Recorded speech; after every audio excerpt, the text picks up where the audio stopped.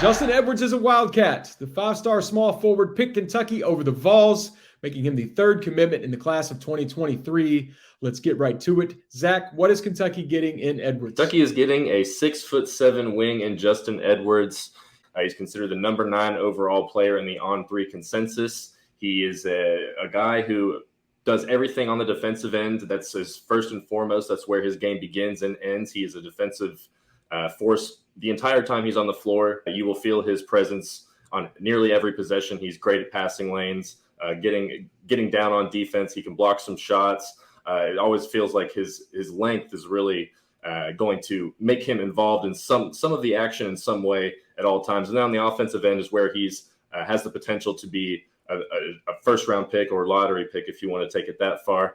His jump shot is coming along. He can get to the rim really well. Overall, Kentucky's getting a top caliber NBA potential type wing that the league is really looking for right now.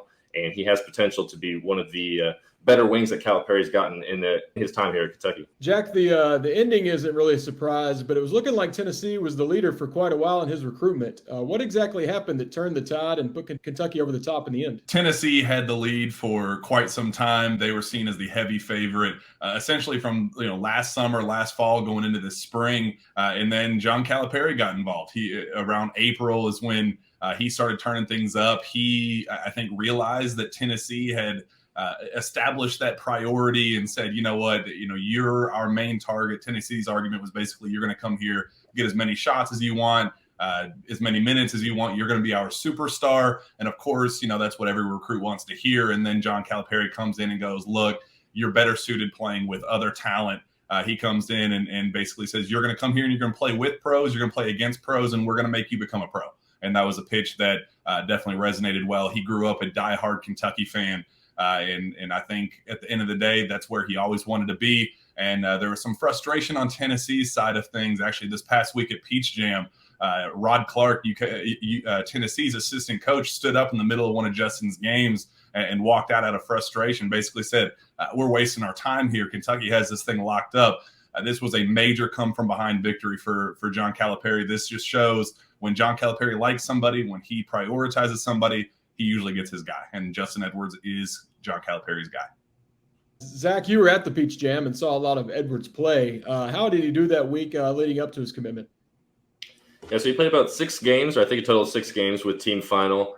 They finished 3-3, but Edwards himself was one of the better players at the entire event. He had averaged 15 points, 7 rebounds, and 3 steals. He had 3 games, I believe, of at least 4 steals, shot about 43% from the field. As I was saying earlier, the defense was what was the first thing that stuck out. He was getting transition buckets. He had probably one of the better games of the entire event individually, where he had a 24-point, 10 rebound, 4 steal game against KJ Evans. He had another one where he had 13 rebounds in the second half alone. He was a guy that is really kind of locked in and mentally and understands that if his shot isn't falling, he knows how to impact the game elsewhere. And when he does that, his team is typically tough to beat, even if he doesn't have too much talent around him. And that's why getting him to Kentucky with all that talent around him can make him such a dangerous prospect moving forward. He's the third commitment in the class. Jack, any predictions for what's ahead after adding this third piece? Well, they're going to get another commitment, and it may be very soon. Unfortunately, it will be in the class of 2022 in Ugonna Kingsley. That's something that could be on the horizon sooner rather than later. But elsewhere, you got to watch out for DJ Wagner. He is definitely Kentucky's top priority. Things are looking positive in that direction. Nothing is locked up. They're fighting tooth and nail to get that thing closed out. They're still trying to figure out the deal with Aaron Bradshaw. There's a little holdup with his mom. His mom decided to hit pause on his recruitment. He had an exclusive interview with KSR where he said, I was ready and I keyed in on one school. It's no surprise that is Kentucky. And his mom said, let's slow this thing down. Let's explore all of our options. Look out for the G League there. Louisville's an outside threat, but I definitely think it's a Kentucky versus G League battle there. And then you also got to look at guys like Ron Holland, who Kentucky's very high on. Definitely see him fitting in at that 4 spot as well. But that's definitely their dream class. And we talked to Rob Dillingham at Peach Jam, who said those 6 players in particular are Kentucky's dream team, and that's who he wants to play with to help win a national championship at Kentucky. So be on the lookout for those pieces.